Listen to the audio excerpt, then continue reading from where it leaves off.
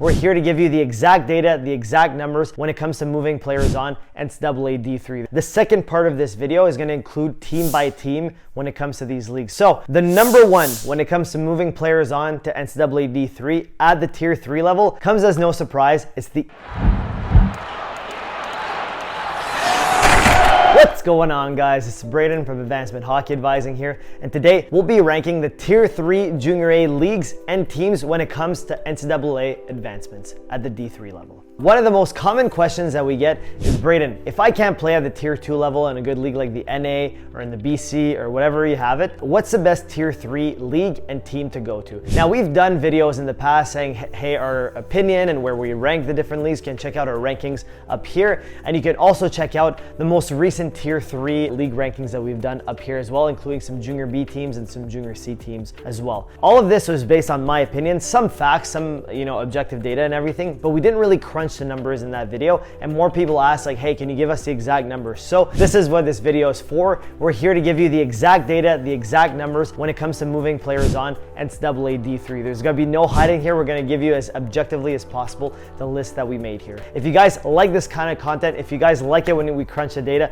please absolutely destroy that like button. It's an AHA video, so I have to plug it in there. And if you're new here, consider subscribing and hitting that notification bell so you never miss another video moving forward. Okay, so 3 things I actually want you to know before we dive into the rankings real quick. Couple caveats. First off, the data is coming directly from the league's websites, okay? It might be a little bit conflated. We tried our best to remove like alumni to put the data in a way that made the most sense and use elite prospects to back up the records and everything. But some of it might fall a bit through the cracks, and sometimes there's commitments on there that aren't actually true. So something to keep in mind. It's only gonna be conflated a little bit though. Typically, they're pretty good at only putting players that actually advance to NCAA. Sometimes it's conflated, but I would say on average, it should be close enough to the true number. Second thing, we took out alumni that we've seen from the websites. We only want players that they actually moved on, not guys that started there and then moved on to the NA and then went NCAA D3. We want guys that actually came from the USPHL Premier to NCAA D3. So that's the second thing. Third thing, a lot of these programs move players on to ACHA D1, D2, and D3. We didn't include this in the video, but I want it to be mentioned in case you didn't think it went without saying. So yes, a lot of these programs move on guys NCAA D3, but ACHA move on even probably more players to the ACHA level. Okay, so all that out of the way, let's do the rankings here. So the number one when it comes to moving players on to NCAA D3 at the tier 3 level comes as no surprise. It's the EHL. By far, hands down, the most players moved on to the NCAA D3 level in the past 5 years has been the EHL, with the number of 768. So that's a ton of players moving on to NCAA D3, especially given that the EHL is actually much smaller than the USPHL Premier, the NA3, and the other tier 3 leagues that we'll mention. Really significant numbers here, and we're gonna go team by team after in this video with each league. Number 2 is the USPHL Premier. Now, the total number for the USPHL Premier is 257 in the last 2 years. We try and do the last 5 years for each league, but for whatever reason, they didn't have all the data. They only had the past 2 years, so we're able to come up with a 257 number. If it was 5 years, if you multiply it by the right amount, probably be close to somewhere around 600. So bigger league, a lot more teams to move on. So, there's teams are moving on players less per capita to the NCAA D3 level as the EHL, but still a significant amount. So my advice with the USPHL Premier is always find a really good team that actually has a history of moving players on NCAA D3, and you should have a pretty good chance if you're a good player on that team. Third, moving on to the NA3HL. So the NA3HL in the past 5 years has moved on 269 players to the NCAA D3 level. Now, some of you guys might be saying, wait a minute, Braden, 269 is more than 257 for the USPHL Premier. Shouldn't the NA3 be ahead? The answer is no, because year by year, there's a lot less players moved on compared to the USPHL Premier. Just in 2 years, 257 players moved on from the USPHL Premier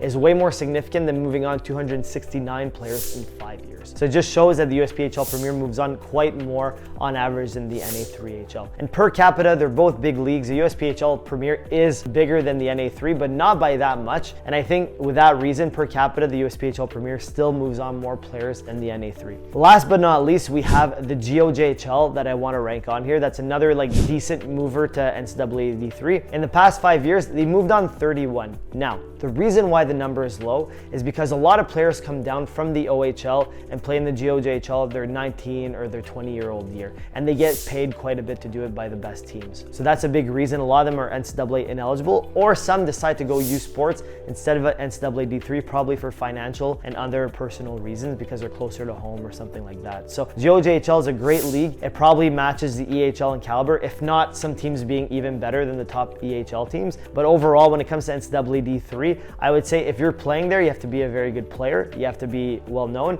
and you have to have like either a good advisor or yourself pushing you to be seen by NCAA D3 programs. So there you have it. That is our ranking for leagues moving on to NCAA D3, but don't click off the video yet. The second part of this video is going to include team by team when it comes to these leagues. So this is really interesting because it shows you, okay, which programs are actually moving on players to the NCAA D3 level. So let's start with the EHL here, our number 1 ranked league. So when it comes to the number 1 team moving on players to NCAA D3, in the past 5 years, it's been the New Hampshire Avalanche, with moving 92 players on to the NCAA D3 level in the past 5 years, which is actually bananas. And I have a goalie actually that we have on here. His name's 𝗙𝗏𝗏𝗏𝗏𝗏𝗏𝗏𝗏𝗏. Big shout out to him. He moved on to the NCAA D3 level at 𝗵𝗂𝗏𝗏𝗏𝗏 for the following years. So I'm just saying this because this program just moves players on like it's, you know, clockwork. That's what they do. Great program. Coach is very demanding, really expects a lot of his players, but honestly, great program to go to if your goal is to play NCAA D3. Second on the list, the Boston Junior Rangers, moving 70 players on to NCAA D3 in the past 5 years. So that's also very significant. Very good program there as well. Next is the Seahawks Hockey Club at 53 advancements in the past 5 years. Next, we have the New Jersey 87s at 53 advancements in the past 5 years. So they're actually tied neck and neck, like 3 and 4. So I should say more of a 3A and 3B. And last but not least, we have the Walpole Express that moved on 49 players to NCAA D3 in the past 5 years. So the top teams really moving players on. And if I go down the list here, there's other teams that are quite high as well. Like a special shout out to East Coast Wizards at 46, Vermont Lumberjacks at 43, Valley Junior Warriors at 42. So overall, like the top like 7 to 8 teams all move quite a few players on in the EHL to the NCAA D3 level year by year. So really nice to see. EHL, again, a great league to go to if your goal is to play NCAA D3. All right, now moving on to the USPHL Premier. I think this one's going to be really useful to you guys because knowing which teams actually move on players is huge in this league because it's so big and a lot of teams aren't that good. So the top teams here when it comes to moving players on to NCAA D3, again, in the past 2 years, because that's the data we have for the USPHL Premier. 1 is the Northern Cyclones at 23 advancements. 2 is the Richmond Generals at 20 advancements. Number 3 is the Charlotte Rush at 20 advancements as well. So 2A, 2B type thing. Number 4 is the Rockets Hockey Club at 17 advancements. And then number 5, tied at number 5 actually, is the Islanders Hockey Club and the Hudson Havoc at 12 advancements in the past 2 years since WD3. All right, moving on from the USPHL Premier to the NA3HL when it comes to the top 5 teams to advance players NCAA D3. So number 1, we have the Granite City Lumberjacks at 21 advancements in the past 5 years for the NA3. The Wilmar Warhawks, for 19 advancements in the past 5 years at NCAA D3. Number 3, or actually more of a 2A, is Rochester Grizzlies at 19 advancements in the past 5 years. Number 4, or number actually 2C, is North Iowa Bulls at 19 advancements as well. And then number 5 is the Northeast Generals at 16 NCAA D3 advancements in the past 5 years. So if you compare, again, the NA3 compared to the USPHL Premier, the top USPHL Premier teams advanced more players to the NCAA D3 levels in 2 years than the top ones in the NA3 in 5 years. So it really shows that discrepancy when it goes league by league like this.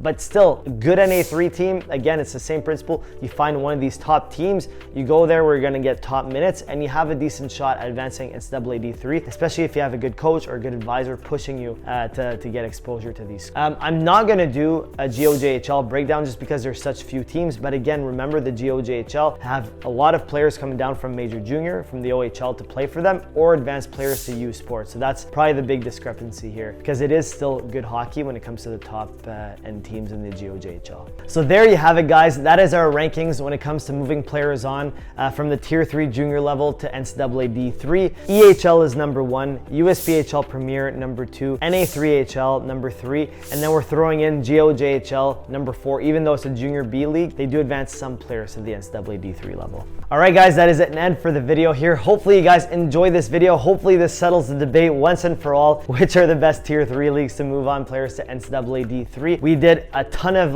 data searching, a ton of research for this video, so hopefully you guys appreciate it, and hopefully this video gets shared so people have really accurate information as to what the best programs are and what the best leagues are to go to when it comes to advancing to the NCAA D3 level at the Tier 3 junior level. So if you guys like that video, if you haven't already, absolutely destroy that like button. It goes a really long way. And if you're new here and you like these videos, consider hitting that subscribe button and notification bell so you never miss another video moving forward. Also, if you have any questions for us, anything whatsoever, feel free to drop down a comment down below in the comments section, or send us a private email at info@ahadvising.com. We'll get back to you as soon as possible. All right, guys, thank you so much for watching. We'll catch you on that next one.